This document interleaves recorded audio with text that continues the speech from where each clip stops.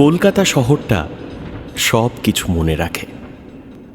শহরের কোনো একটা কোনায় টিমটিম করে জ্বলতে থাকা ট্রামের স্মৃতি আজও কলেজ স্ট্রিটের রাস্তায় থেকে যায়।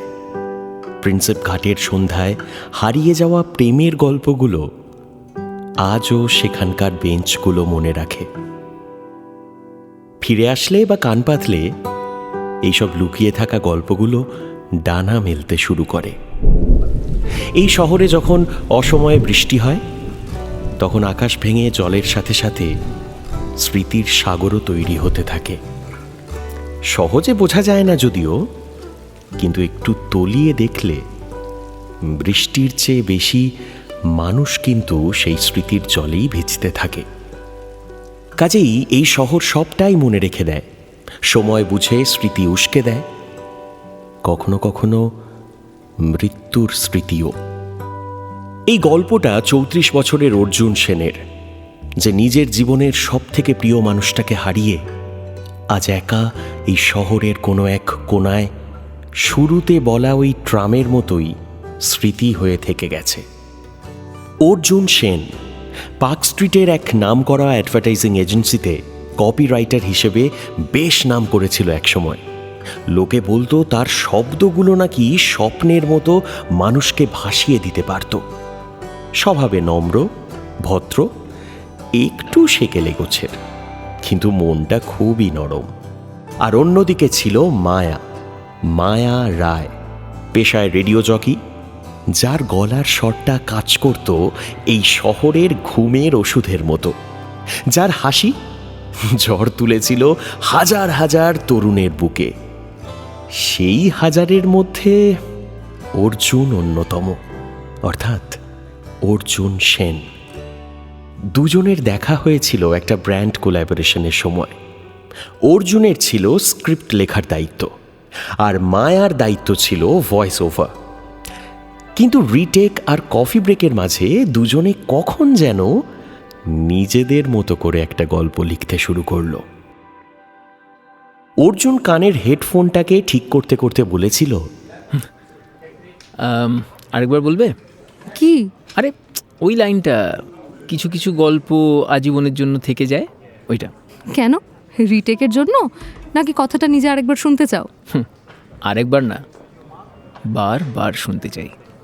ভালোবাসার গল্পটা দুজনের মধ্যে অনেকটা এই শহরের বর্ষার মতো তৈরি হয়েছিল অজান্তেই।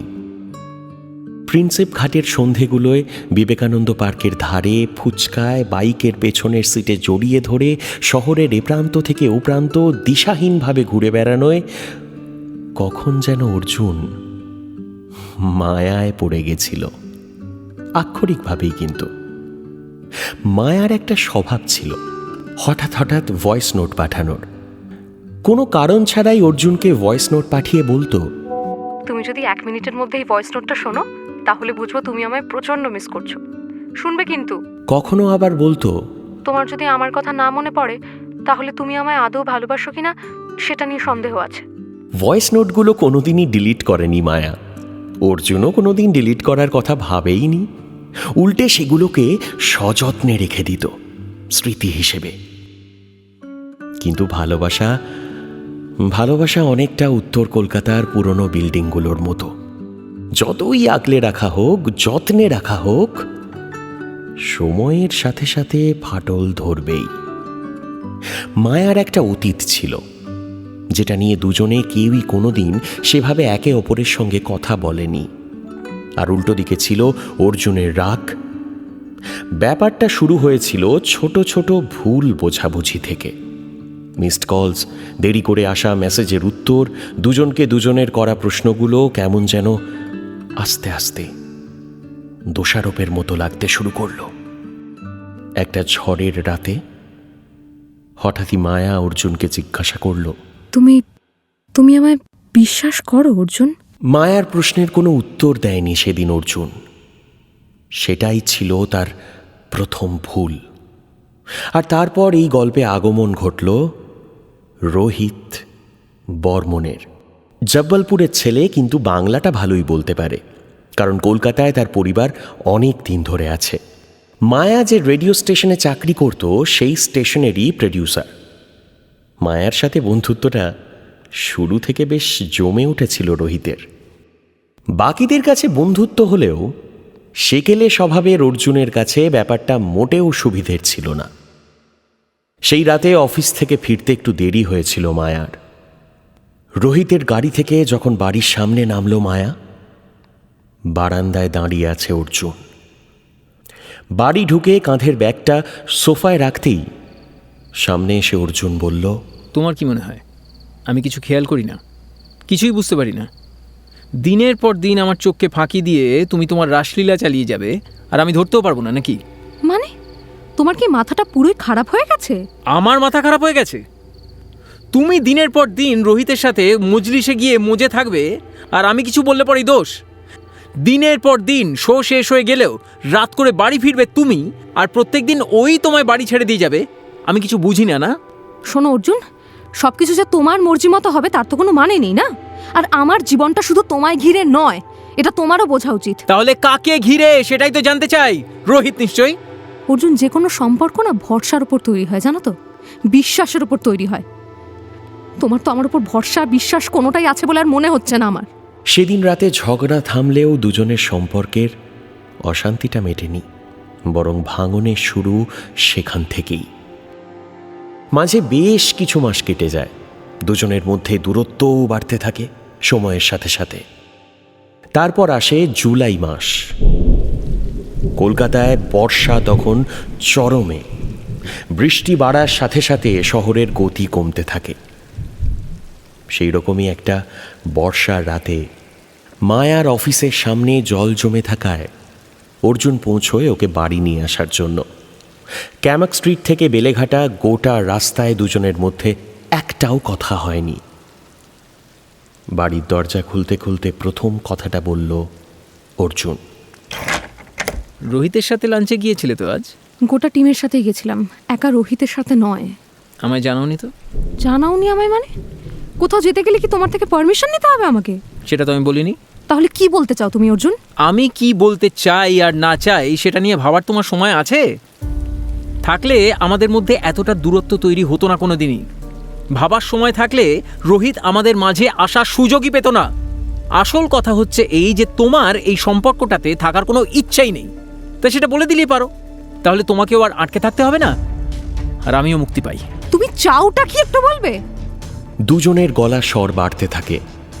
একে অপরকে বলা কথাগুলো তীরের মতো বুকের মাঝে বিদ্ধে থাকে দুজনের। বছরের পর বছর সাথে থেকে তিলে তিলে গড়ে তোলা ভালোবাসায় ভাঙন ধরতে থাকে মাত্র কয়েকটা মুহূর্তে। ভালোবাসা আসলে গোলাপের মতো, ফুল হলেও কাঁটা তাতে থাকবেই। ঝগড়াটা আরো বেশ খানিকক্ষণ চলার পর মায়া চিৎকার করে উঠল, তুমি কি চাও অর্জুন? তোমার যখন এই সম্পর্কটা নিয়ে কোনো মাথা ব্যথাই নেই, তাহলে পরে তো বাড়ি ছেড়ে বেরিয়ে গেলে পারো। অর্জুনের কথা শুনে কিছুক্ষণ ওর দিকে তাকিয়ে থাকে মায়া, তারপর ধরা গলায় বলে, তুমি তুমি কি কথাটা মন থেকে বলছো? আমার মনের কথা বোঝার মতন ক্ষমতা তোমার আর নেই মায়া। ধাক্কাটা সহ্য করতে পারেনি মায়া। পাশের ঘরে গিয়ে নিজের ব্যাগ গুছিয়ে এগিয়ে গেল দরজার দিকে।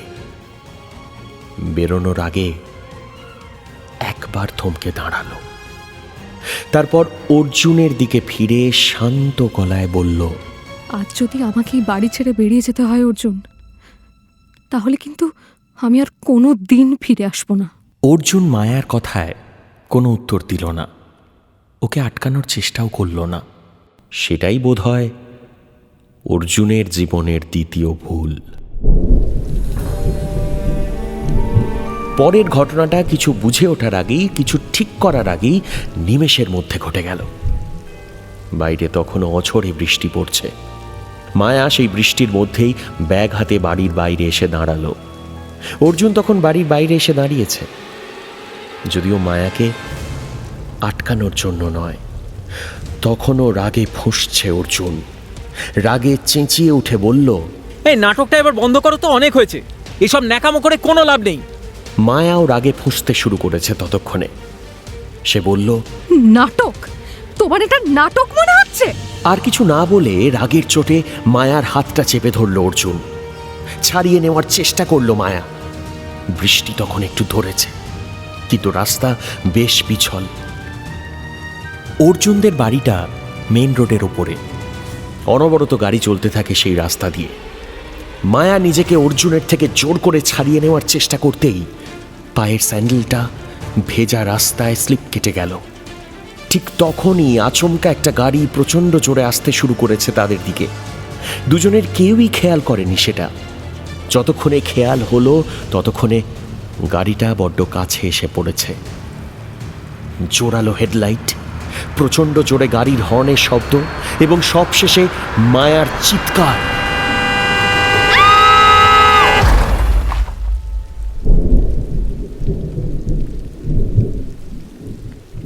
আর গাড়িটা কিছুতে একটা ধাক্কা খাওয়ার শব্দ। এর বেশি আর কিছু মনে নেই অর্জুনের। দুদিন বাদে যখন হাসপাতালে জ্ঞান ফিরল অর্জুনের, তখন সবটা জানতে পারল। গাড়িটা ধাক্কা মেরে মায়াকে কিছুটা দূরে নিয়ে গিয়ে ফেলেছিল। স্পট ডেড, মাথা ফেটে রক্ত মিশে যায় বৃষ্টির জলের সাথে, এবং দেহে প্রাণ না থাকা অবস্থাতেও অর্জুনের দিকেই নাকি তাকিয়েছিল মায়া। এই সবটাই অর্জুন শোনে বেলেঘাটা থানার দারোগা অনিমেষ মজুমদারের থেকে। সবটা শুনে অর্জুনের শরীরে একটা ঠান্ডা স্রোত বয়ে যায়। কিন্তু অবাক করা ব্যাপার, চোখ থেকে এক ফোঁটা জল গড়িয়ে পড়েনি অর্জুনের। পুলিশ রেকর্ডে ঘটনাটা অ্যাক্সিডেন্ট হিসেবেই দেখানো হয়। যে গাড়িটা মায়াকে ধাক্কা মারে, সেই গাড়ির আর কোনো খোঁজ পাওয়া যায়নি। একে বৃষ্টির রাত, তার উপর ওই রাস্তার সিসিটিভিটা অনেক দিন ধরেই খারাপ। ড্রাইভারেরও কোনো ট্রেস পায়নি পুলিশ। কেস সেখানেই বন্ধ হয়ে যায়। মায়ার শ্রাদ্ধ কাজ সবটাই অর্জুন করে কোনো রকম কষ্ট ছাড়া। লোকে যদিও বোঝেনি সেটা, চোখে জল না দেখে সবাই ভেবেছিল অর্জুনের মনে জোর আছে বটে। রোহিত এসেছিল মায়ার কাজে। অর্জুন দেখে কিছুই বলেনি সেদিন। আস্তে আস্তে সময়টা কাটতে থাকে। 1 মাস 2 মাস, অর্জুনও নিজের স্বাভাবিক জীবনে ফিরে যায়। এই 2 মাসে একবারের জন্য মায়ার কথা মনে পড়েনি অর্জুনের।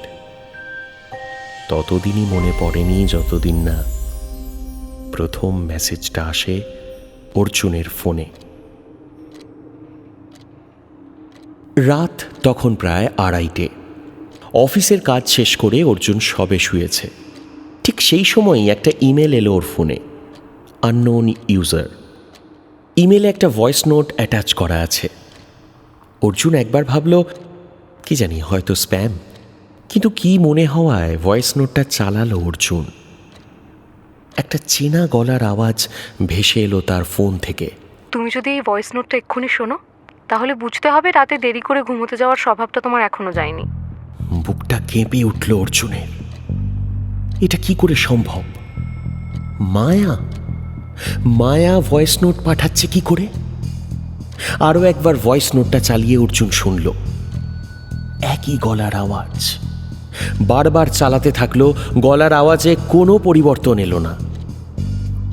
এবার মেলের সাথে কানেক্টেড ফোন নাম্বারটা চেক করলো অর্জুন। এটা তো মায়ার নাম্বার। সঙ্গে সঙ্গে নাম্বারটায় ফোন করলো অর্জুন। Switched off. মনের মধ্যে সমস্ত কিছু গোলমাল হয়ে গেল অর্জুনের। কি হলো ব্যাপারটা? সেদিন রাতে ঠিকমতো ঘুম হলো না অর্জুনের। পরের দিন রাতে ইচ্ছে করেই জেগে বসে রইল অর্জুন। ঘড়িতে তখন 2:17। আবার ফোনের ইমেল নোটিফিকেশনটা বেজে উঠল। আবার সেই same voice note, unknown user, সাথে কানেক্টেড ফোন নাম্বারটা যেটা মায়ার। ভয়ে ভয়ে ভয়েস নোটটা চালালো অর্জুন। তুমি ঝগড়া পছন্দ করতে না আমি জানি, কিন্তু তুমি ঝগড়া থামাতেও জানতে না অর্জুন। সেই রাতের পর অর্জুন আর ঘুমোতে পারেনি। প্রত্যেক রাতেই একটা করে ভয়েস নোট আসতে থাকে তার কাছে, তার ফোনে, সেই একই আননোন ইউজারের থেকে, সাথে কানেক্টেড ফোন নাম্বার যেটা মায়ার। আস্তে আস্তে ঘুম থেকে ব্যাপারটা খাওয়া দাওয়া, সেখান থেকে ভাবনা চিন্তা অবধি ছড়িয়ে যেতে লাগলো। প্রত্যেক রাতে ঠিক ওই 2:17 একটা করে ভয়েস নোট পেতে থাকে অর্জুন।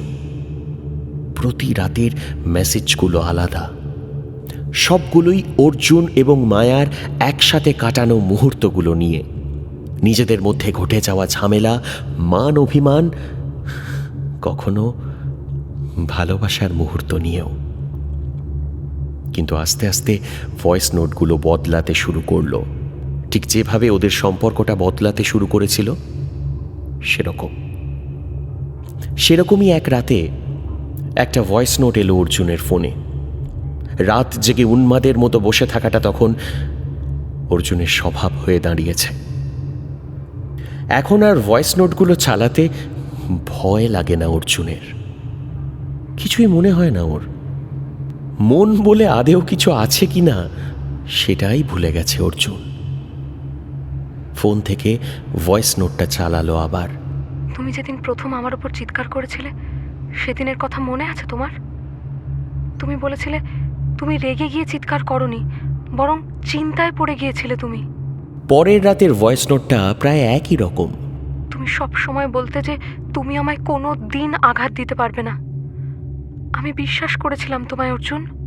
এই শেষ ভয়েস নোটটা পেয়ে অর্জুন পরের দিন থানায় গিয়ে হাজির হলো। প্রায় 1 মাস রাতে ঠিকমতো ঘুমোয়নি, খায়নি ঠিক করে। হঠাৎ দেখলে পাগল বলে মনে হতে পারে।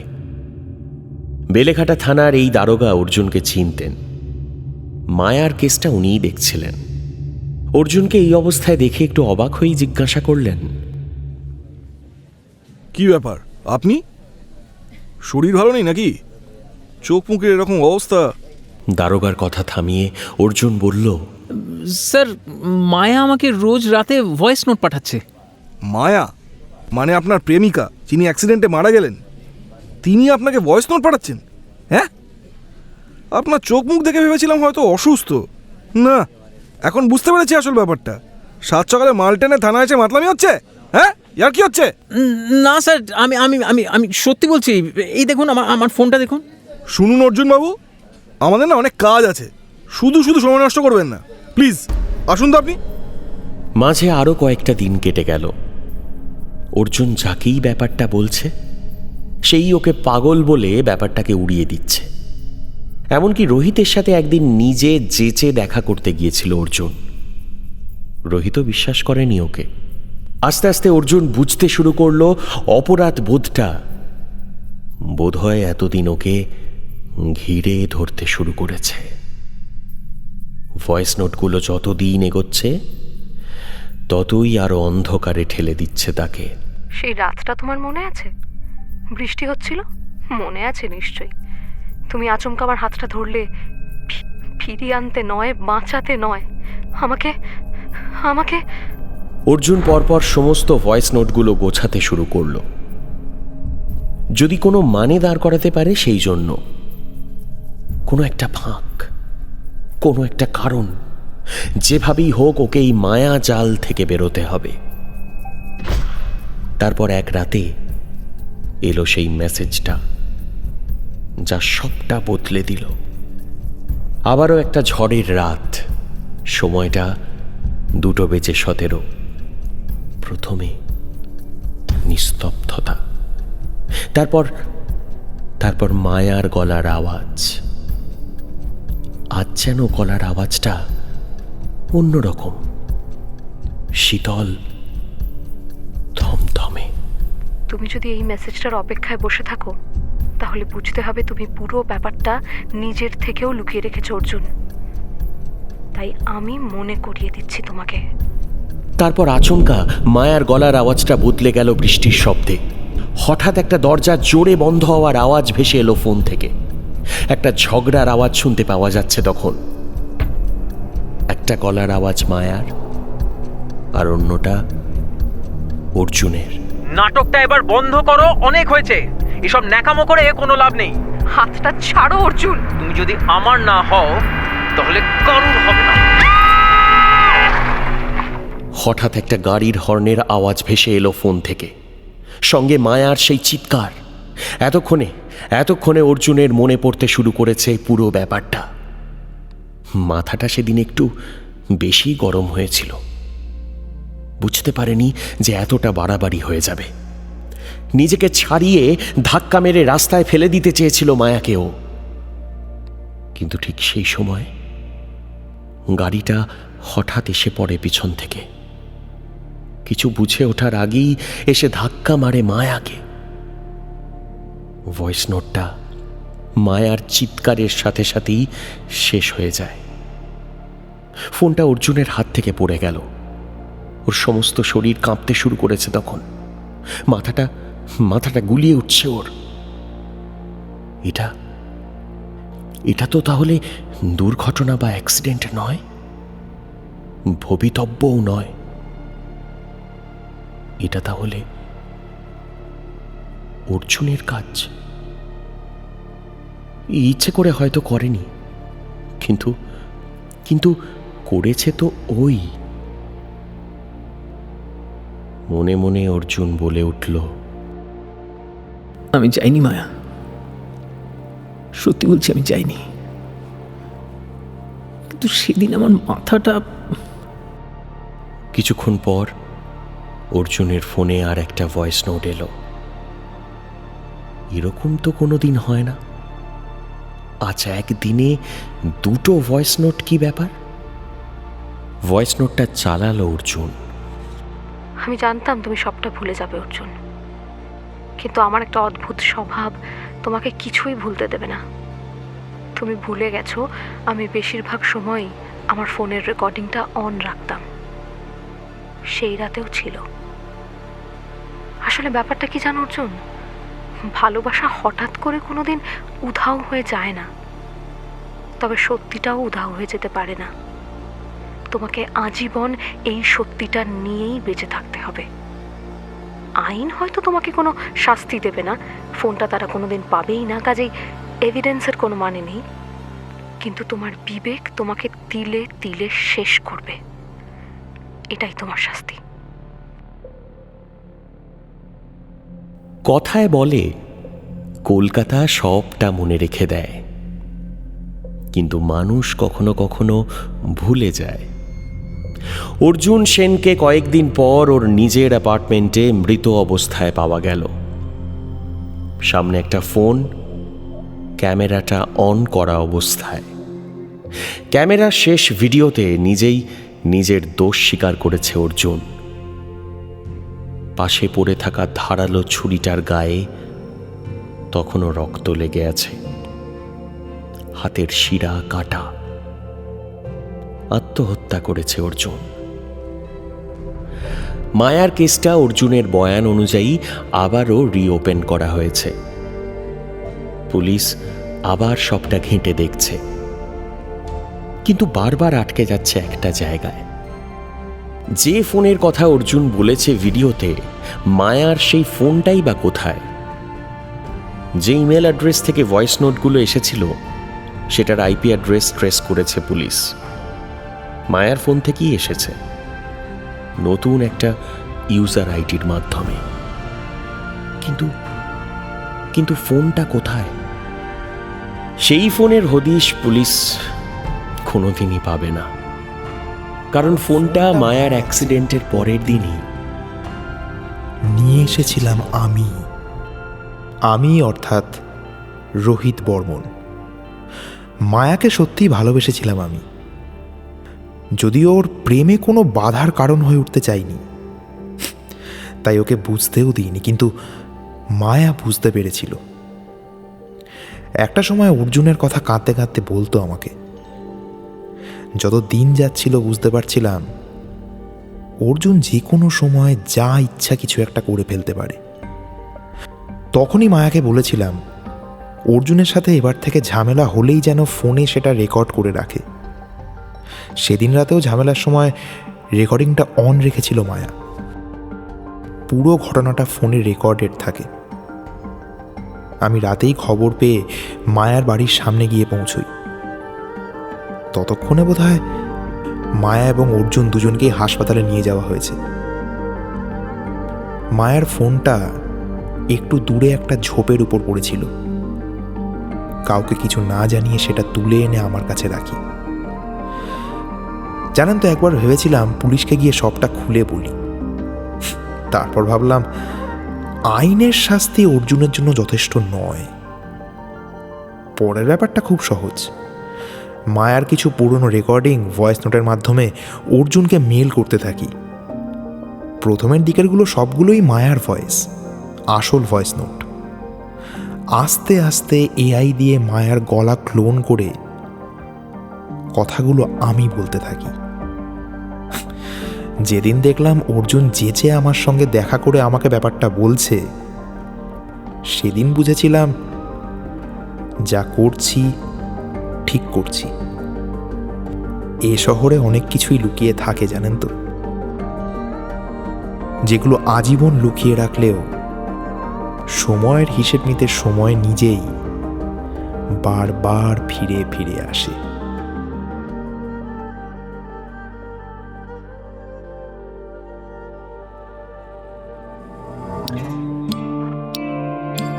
প্রেম.com সিজন 6 ডার্ক অ্যান্ড লাভলির ফাইনাল এপিসোডে আপনি শুনলেন অরিজিতের লেখা গল্প ফিরে ফিরে আসে।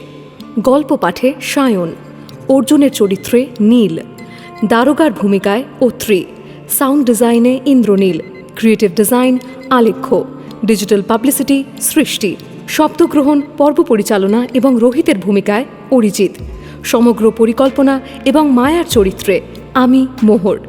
টিম প্রেম.com-এর পক্ষ থেকে আপনাকে অনেক অনেক ধন্যবাদ এই বিশেষ উদ্যোগে আমাদের পাশে থাকার জন্য। প্রেম.com আবার ফিরে আসবে নতুন সিজন নিয়ে, নতুন গল্প নিয়ে, ভালোবাসার নতুন একটা দিক নিয়ে। ততদিন stay primed and keep listening to Mirchi. It's hot.